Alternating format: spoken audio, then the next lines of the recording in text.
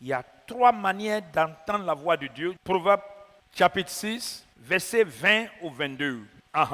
Mon enfant, Excusez-moi, qui est enfant de Dieu ici? Je veux que ça rentre dans ton esprit. Il dit, tout enfant de Dieu peut vaincre le monde. Ce que Dieu a mis au monde peut triompher le monde. Ce qui fait notre victoire, c'est notre foi. mon enfant, respecte les ordres de ton père. Tu as compris?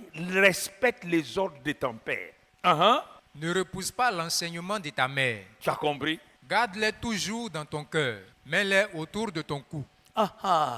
So, écoute-moi. Est-ce que tu as une fois lu une lettre que quelqu'un a écrit à toi?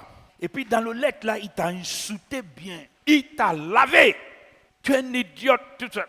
Est-ce que tu sais que dans cette lettre là, dès que tu lis, il t'a insulté, que ça t'a marqué, tu entends la voix de la personne? Ça, c'est pas vrai ça? Tu entends la voix de la personne. Or, il t'a envoyé un message sur WhatsApp. Et puis, il t'a lavé. Parce que la seule chose qui va prêter attention à toi, c'est quand il t'a insulté. Ça, c'est pas vrai ça? Dès que tu lis, tu entends la voix de la personne.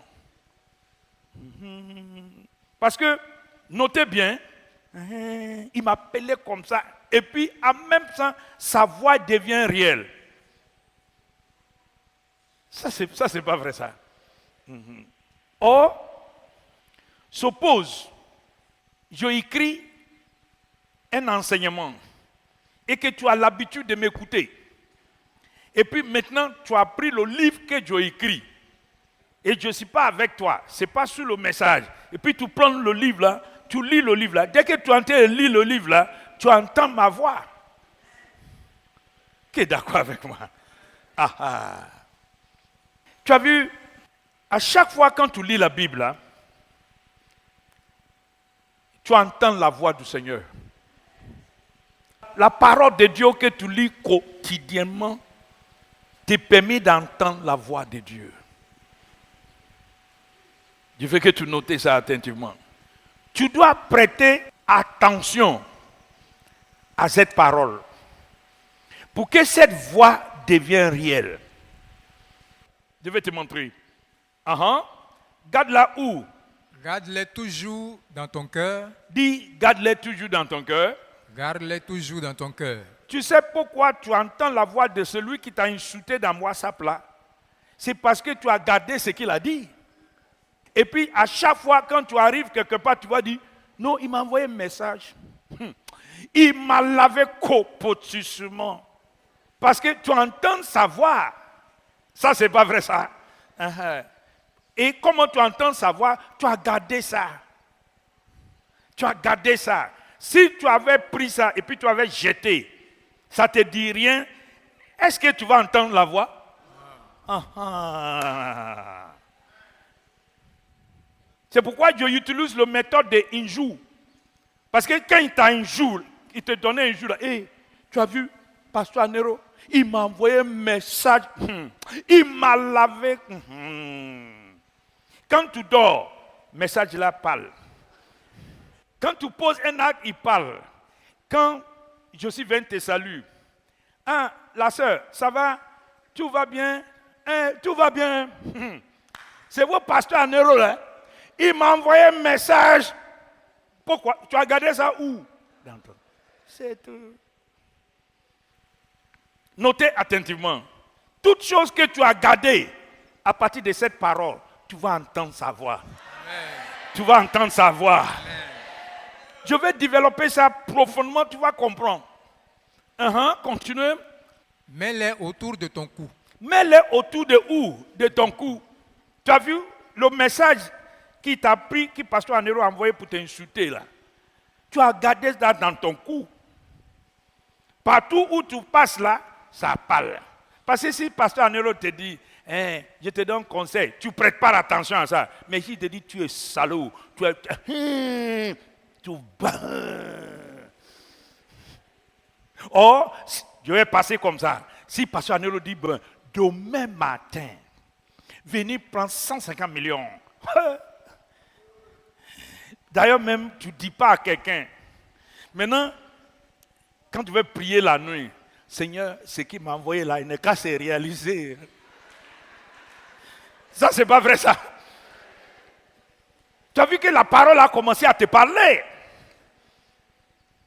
Pourquoi tu as gardé ça dans ton cœur, tu as mis ça sur ton cou. Quand tu marcheras, ils te guideront. Tu as compris? Quand tu fais quoi? Tu marcheras et te guideront. Je suis venu te saluer. Ça va? Je vais, pasteur, tu as bien arrivé. Hein? Tu as bien arrivé. Je viens d'ouvrir mon portable et puis, pasteur Nero m'a insulté. Pourquoi? Tu marches avec ça. Ça, c'est pas vrai, ça. Et puis, qu'est-ce que tu fais avec ça? Quand tu seras couché, ils te protégeront. Tu as compris? La parole de Dieu va te protéger, mais un jour ne peut pas te protéger. Hein? Quand tu te réveilleras, ils t'aideront. Tu as compris? La parole de Dieu, quand tu te réveilles, lui aussi il va t'aider. Parce que comme tu as gardé dans ton cœur, tu as mis sur ton cou, Dieu va te dire, il faut passer ici. Il faut passer ici. Tu te rappelles le verset que je t'ai donné ici, il faut qu'on fasse ici. Tu entends la voix de qui? De Dieu. Tu peux entendre la voix de Dieu. Tu peux entendre sa voix. La deuxième, notez, je dis de 3. Parce que tout homme qui entend la voix de Dieu, il va réussir. Amen. Jean 16, verset 13. Quand l'esprit de vérité viendra, Dieu m'a dit quand? quand? Je veux que tu notes bien, c'est pas, il ne vient pas comme ça. Il ne vient pas comme ça. Il dit quand? Il va faire quoi? Il vous conduira dans la vérité tout entière. Il dit, quand l'esprit de vérité viendra, il me conduit dans la vérité tout entière. Tout entière. Ça veut dire qu'il ne te donne pas moitié de vérité. Il te donne toute la vérité. Je veux que tu notes bien, toute la vérité. Et je vais développer qui a la vérité. Pour que tu saches qu'il a déjà venu dans ta vie. En effet, il ne dira pas des choses qui viennent de lui. Tu as compris? Il ne dit pas les choses qui viennent de lui. Donc, je découvre quelque chose. Si tu veux attendre la voix de Dieu, la voix de Dieu va éteindre ce qui vient de toi. La voix de Dieu va éteindre ce qui vient de toi. Le problème, c'est que tu ne gardes pas la parole de Dieu dans ton esprit. Et ce que tu gardes dans ton esprit éteint ce que Dieu est en train de te dire. Si vraiment tu as la parole de Dieu qui est accompagnée par un esprit de la vérité, de façon automatique, il oppresse ce qui te parle tous les jours. Et la parole de Dieu devient en haut. Le problème, c'est que tu ne gardes pas ça là-bas. Je vais te donner une illustration pour que tu vois. La Bible dit que de l'abondance du cœur que la bouche parle. Ça veut dire qu'il y a quelque chose qui est abondant en toi. Et pour que quelque chose abondant en toi, tu as pris ça à haute estime. Ça, c'est pas vrai ça. Toute chose que tu n'es pas prendre à haute estime, ça ne peut pas abandonner à toi. C'est ce qui est abondant en toi là. Si c'est la vérité de Dieu, ça va oppresser ce qui est en toi. Ce qui est abondant en toi là va commencer à sortir sans se rendre compte. Qui est d'accord avec moi ça? Si vous n'avez jamais fait ça, je vais vous expliquer quelque chose. Suppose, un jour, je donne moi-même, ça m'est arrivé. Un jour, je suis arrivé dans la lounge où le business class, les hommes d'affaires, ils ont la lounge à l'aéroport, ils ne mélangent pas avec les autres. Et puis, je suis dans le lounge là, je suis assis, je prends mon tablette et puis je lis. Et puis, il y a 3 hommes d'affaires. Ils sont arrivés avec leurs trucs. Et puis, ils sont venus partager dans mon table. Bon, on se calme pendant 30 minutes, 40 minutes, chacun fait ses trucs. Mais après, il y a un qui a soulevé conversation. Et puis, on a commencé à parler. Et puis, ce qui parle, je rentrais dans la conversation. Et puis, on se partage. À la fin, il y a un parmi eux. Il dit, ce qu'il m'avait dit là, c'est une réalité. Vous êtes quelqu'un, vous êtes un enseignant, vous êtes quelqu'un dans la formation des leaders. Je dis, pourquoi vous avez demandé ça? Il dit, vraiment, mon esprit a ouvert par ce que vous m'avez dit. Je dis, mais c'est le principe de Dieu. Il dit, je sais. Tu as vu que je lui donne des conseils, mais de l'abondance, ce qui est à moi, il a détecté la voie. Ça veut dire que tu ne peux pas faire sortir ce que tu n'en as pas. Tu ne peux pas faire sortir. Et puis, quand tu as quelque chose, tu vas faire sortir ça. Il suffit qu'on te bouscule quelque part et puis ça va sortir. Ouais. Qui a bien compris ce que je dis? Vous connaissez Moïse. Dieu a déposé en lui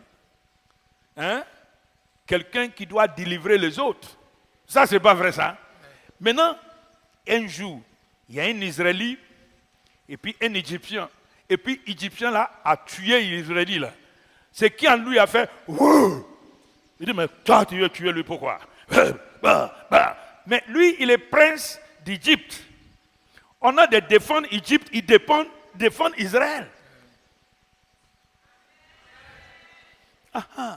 Tu as vu que l'injustice qu'il a vue a tiré ce qui est en lui.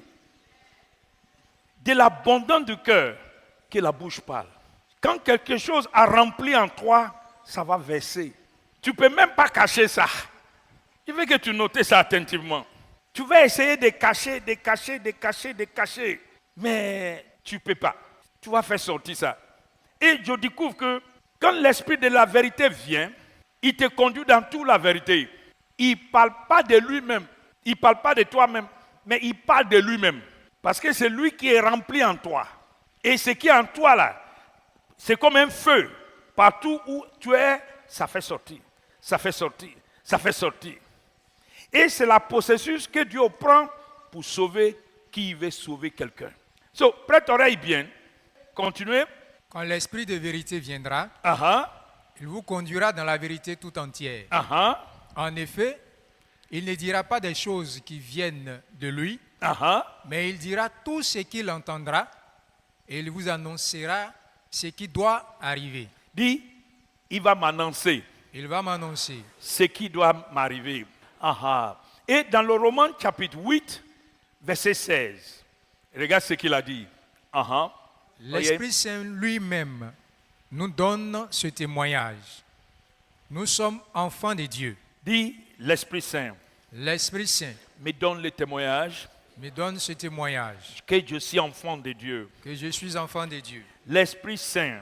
L'Esprit Saint me donne le témoignage. Me donne ce témoignage. Que je suis enfant de Dieu. Que je suis enfant de Dieu. Répète plusieurs fois. L'Esprit Saint me donne le témoignage que je suis enfant de Dieu. Je veux que tu notes, je vais développer ça à profondeur. Maintenant, le troisième, ça veut dire que il y a une voix derrière la parole de Dieu, il y a une voix derrière l'Esprit de Dieu qui confirme que tu es enfant de Dieu. La troisième étape, c'est là que je veux que tu prêtes attention. Je veux que notre assemblée soit totalement différente. On doit attendre la voix du Seigneur. Écoute-moi, tout ce que Dieu te dit, c'est ça qui va changer ta vie sur cette terre. Tout ce que le monde te dit ne peut pas changer ta vie. Mais si Dieu te dit un seul mot, toute ta génération peut changer. Je veux que tu notes attentivement. La troisième voix du Seigneur va dans le livre de Romains, chapitre 10. Je vais brosser ça, mais je veux que ça rentre dans ton oreille. Tellement c'est important. C'est le plus grand secret spirituel que je connais. Romains 10, la troisième voix du Seigneur. C'est très, très important. Mais comment s'adresser au Seigneur si on ne croit pas en lui? Notez bien, tu ne peux pas adresser à un Dieu que tu ne crois pas. Et comment croire au Seigneur si on n'a pas entendu parler de lui? Tu as vu? Je veux que tu notes attentivement ce qu'il a dit. Comment on peut croire à lui si on n'a pas entendu parler de lui? Quelqu'un doit parler de lui. Ça, c'est pas vrai? Ouais. Rappelez ce que Jean dit. Il dit, je suis la voix qui crie dans le désert. Je suis venu pour ouvrir le chemin pour le Seigneur. Avant que vous, le peuple d'Israël, voyez sa gloire. Qu'est-ce que Jean a fait? Il a commencé à parler de lui. Ça, c'est pas vrai, ça? Ouais. Il parle de lui pour qu'on croie en lui. Et comment entendre parler de lui si personne ne l'annonce? So, notez bien, comment adresser à lui si on ne croit pas à lui? C'est un passage que tu lis tous les jours, mais tu ne prêtes pas attention. Et comment croire au Seigneur si tu n'as pas entendu parler de lui? Je fais une découverte. Beaucoup de fois, on ne parle pas de Dieu dans notre assemblée, on parle de nous-mêmes. On parle de nous-mêmes, on ne parle pas de lui. Et on ne peut pas croire en lui si on ne parle pas de lui. Et comment l'annoncer si personne n'est envoyé pour cela? So, on ne peut pas annoncer lui si on n'a pas envoyé. So, je vais t'annoncer quelque chose. Dans l'avenir, tu vas voir ici. C'est ça qu'on appelle le 4 étapes ministérielles.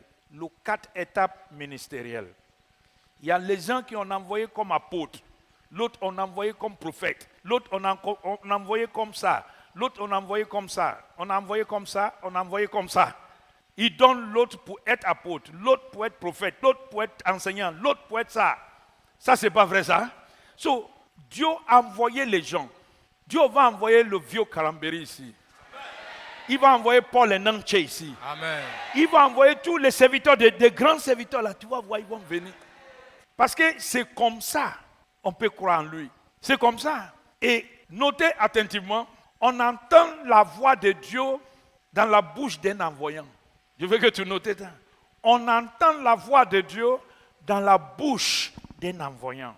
On entend la voix de Dieu dans la bouche d'un envoyant. Je veux que tu notes. C'est pourquoi je dis que c'est très, très important. On entend la voix de Dieu dans la bouche d'un envoyant. On entend la voix de Dieu. Vous rappelez ce que Dieu a dit à Jérémie? Je mets ma parole dans ta bouche et je te confie une mission. On entend la voix de Dieu dans la bouche d'un envoyant. Dieu t'a donné 3 clés. La voix de Dieu, quand tu mets sur ton cou, tu entends. L'Esprit de Dieu transmettre la voix de Dieu. Mais le plus important, le plus secret profond, c'est que avant que, je vais que noter attentivement, tu vas comprendre ça. Jérémie chapitre 1, à partir du verset 9. Ensuite, le Seigneur a avancé la main. Il a touché ma bouche et il a dit, je mets mes paroles dans ta bouche. Je mets ma parole où? Dans ta bouche. So, quand Dieu veut changer la vie de quelqu'un, c'est sa parole. Je mets ma parole, il parle au Jérémie, je mets ma parole dans ta bouche. Maintenant, pour que tu saches que sa parole est dans ta bouche, qu'est-ce qu'il va faire? Monter, tu vois, aujourd'hui, je te confie une mission. Ça veut dire, pour que je découvre que la parole de Dieu est dans ma bouche, c'est ma mission qui va confirmer ça. Amen. Je mets ma parole dans ta bouche. Je mets ma parole dans ta bouche. Et je te confie une mission. So, quand la personne est partie à la mission, je suis venu à la mission ici en Côte d'Ivoire. Je mets ma parole dans ta bouche et je te confie une mission. Maintenant, retourne sur la livre de Romains là, attentivement. Retourne sur la livre de Romains là, attentivement. Et comment l'annoncer si personne n'est envoyé pour cela? T'as vu? So, il y a des gens que Dieu met sa parole dans leur bouche. Et puis Dieu les envoie en mission. Et dans leur bouche, tu reçois sa parole. Dans leur bouche, tu reçois sa valeur. Continuez. Les livres saints le disent bien. Quelle joie de voir arriver ceux qui apportent de bonnes nouvelles. Ceux qui apportent quoi? De bonnes nouvelles. Ce n'est pas de mauvaises nouvelles. Ceux qui apportent de quoi? De bonnes nouvelles. Avant que tu entends la voix de Dieu, Dieu met sa parole dans la bouche de Satan. Et ça veut dire que ceux que Dieu met sa parole dans leur bouche, Dieu leur confie une mission. Ça veut dire qu'ils sont venus pour que tu entendes la voix de Dieu.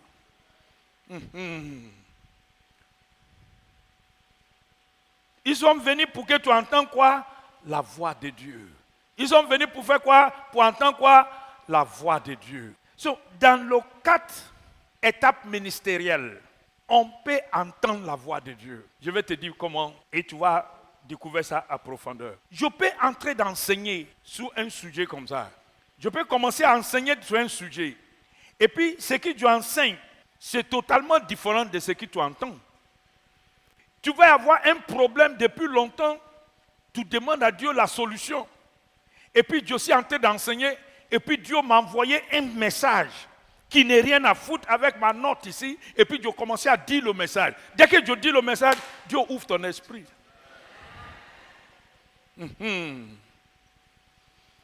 Tu peux entrer et demander la solution à Dieu. Tu sais pourquoi vous ne sentez pas ça beaucoup en Côte d'Ivoire? Parce que la parole n'est pas enseignée à totalement. Ceux qui sont parmi beaucoup de notre assemblée ici, on enseigne nous-mêmes. Mais si on enseigne la vraie parole selon la manière que Dieu a mis ça dans nos bouches, tu vas découvrir que la population va commencer à entendre la voix. Je peux entrer de prêcher sur un sujet comme ça, et puis Dieu va commencer à te dire comme ça. Et puis, il y a des choses que tu entends de moi, et puis Dieu va dire, tu n'es pas dit que le pasteur l'avait dit comme ça, comme ça, comme ça. Il faut soulever ça. Et puis tu soulèves et tu vois le surnaturel. Je veux que tu notes attentivement. Ce n'est pas tout ce que je dis qui correspond à la solution de ton problème. Mais il y a des choses que je dis, la voix que tu entends, dès que tu entends ça, Dieu remet quelque chose en toi. Il dit, hey, je ne t'ai pas dit aller payer le dossier là. Je ne t'ai pas dit aller faire ça là. Je ne t'ai pas dit prendre semence là, aller s'aimer là-bas. Et puis, il ne te laisse pas. Doucement, il vient. Je t'ai dit aller s'aimer là-bas. Pasteur là avait dit comme ça, comme ça, comme ça. Ok. Maintenant, tout ça va se faire. Qu'est-ce que tu as en train de faire? Tu as entraîné ton esprit. Tu as entraîné quoi? Ton esprit. Tu as entraîné quoi? Ton esprit. Un temps va arriver, tu vas commencer à découvrir Dieu. On dirait qu'il est devant toi. C'est ça qu'on appelle la 4 étapes ministérielles.